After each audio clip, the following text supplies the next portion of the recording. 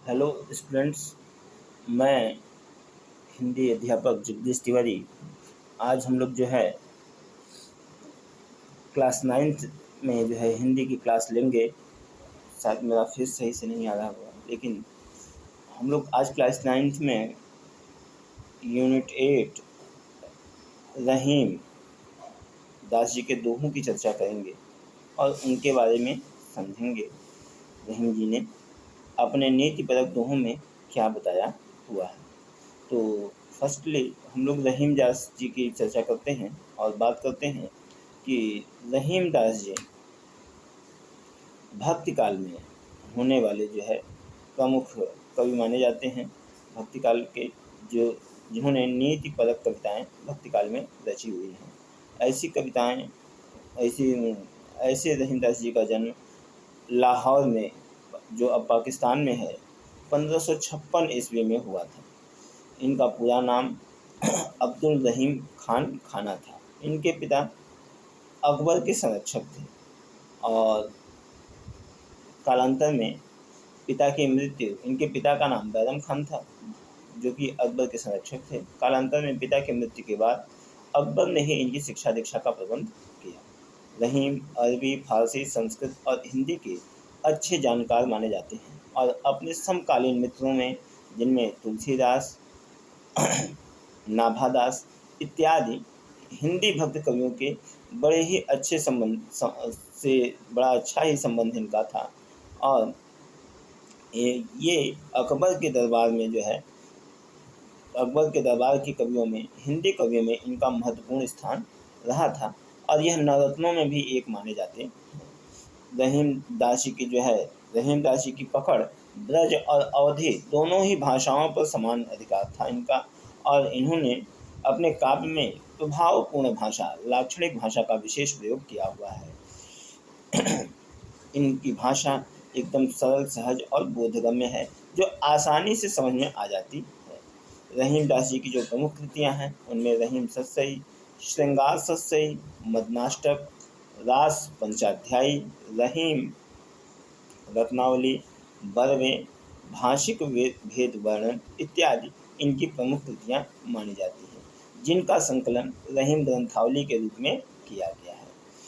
रहीम दास जी के दोहे जो है, प्रस्तुत पाठ जो हम लोगों का है, इसमें रहीम के नीति परक दोहे दिए गए हैं। ऐसे दोहे जिनमें नीति की चर्चा की गई है, और ये दोहे एक और जहाँ पाठकों को और औरों के साथ कैसा बर्ताव करना चाहिए, हमें समाज में कैसा व्यवहार करना चाहिए, इसकी नसीहत देते हैं, इसकी चर्चा करते हैं, इसकी शिक्षा देते हैं। वहीं मानव मात्र को कैसा आचरण करना चाहिए यह भी सिखाते हैं, और हमें आज इन्हीं का अध्ययन करना है। तो स्टूडेंट्स, हम लोग जो है रहीम के दोहे की चर्चा करते हैं। सर्वप्रथम हम इन दोहों को जो है आपको पढ़कर सुनाते हैं और फिर इनकी व्याख्या, इनके अर्थ, इनसे जो है जो महत्वपूर्ण प्रश्न बनने वाले हैं उनकी चर्चा हम यहाँ करेंगे और इसको सरल शब्दों में समझेंगे।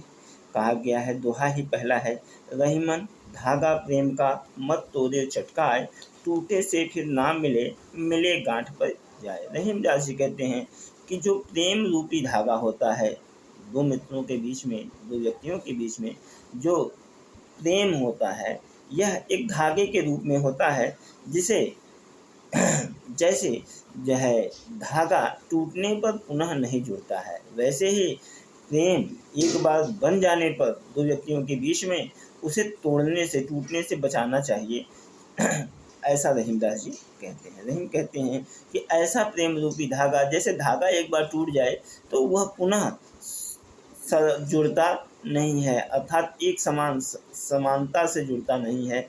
और उसी तरह से एक बार अगर कोई मित्रता टूट जाए तो पुनः वह मित्रता जो है बनी वैसी नहीं बन पाती जैसी कि पहले रहती है, उसमें कहीं न कहीं शंका का समावेश हो जाया करता है। यह ऐसा रहीम दास जी ने बताया है, जो कि नितांत सत्य ही है। आगे कहा गया, रहीमन निज मन की विधा, मन ही राखे गोय, सुनि अठले हैं लोग सब, बांट न ले हैं कोय। रहीम दास जी कहते हैं कि हमें निज निज यानी अपने मन का जो, अपने मन की जो व्यथा है, पीड़ा है, उसे अपने ही मन में रखना चाहिए। क्यों? क्योंकि सुन करके लोग अठलाते हैं, यानी प्रसन्न होते हैं। आपके पीड़ा को सुन करके दूसरे अंदर ही अंदर प्रसन्नता महसूस करते हैं। और जहाँ तक बांटने की बात है, तो आपकी पीड़ा आपको ही सहनी है, दूसरे उसे बांट नहीं सकते हैं। ऐसा कहना किसका है? रहीमदास जी का है। बल्कि बांटने के बजाय लोग उस पर हंसते हैं। तो इसलिए हमें अपने मन की पीड़ा को किसी अन्य के साथ जो है, ऐसे लोगों के साथ शेयर नहीं करनी चाहिए जो है हम पर हंसें।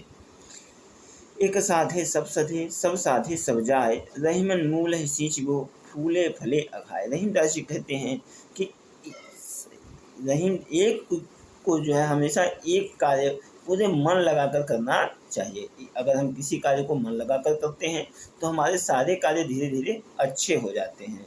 और अगर हम एक के साथ अनेक कार्य साथ साथ करना चाहते हैं तो निश्चित रूप से हम किसी एक भी काम पर पूरी तरह से ध्यान नहीं दे पाते हैं। परिणामतः यह होता है कि हमारे सारे काम बिगड़ जाते हैं। इसलिए कबीर कहते हैं कि जैसे किसी पेड़ के मूल को, जड़ को सींचा जाए तो पूरा पेड़ फल और फूल दोनों से भर जाता है। तो इसलिए हमें कभी भी जल्दबाजी में किसी सारे कामों को अपने हाथ में नहीं लेना चाहिए। एक समय पर एक ही काम पर ध्यान रखना चाहिए, ऐसा रहीमदास जी का कहना है। रहीम कहते हैं, चित्रकूट में रमि रहे रहीमन अवध नरेश, जा पर विपदा पड़त हैं सो आवत यह देश। विशेषतः उसे रहीमदास जी का यह दोहा अन्योक्ति है।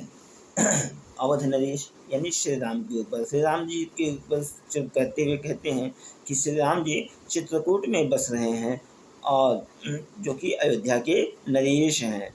और इसी बात को अन्योक्त से जोड़ते हुए बताते हैं कि जिस व्यक्ति पर विपत्ति आती है वह ऐसे ही प्रदेश में, ऐसे ही वनवास में आया करता है।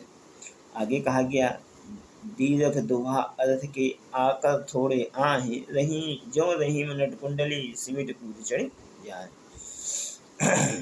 तो रहीमदास जी कहते हैं कि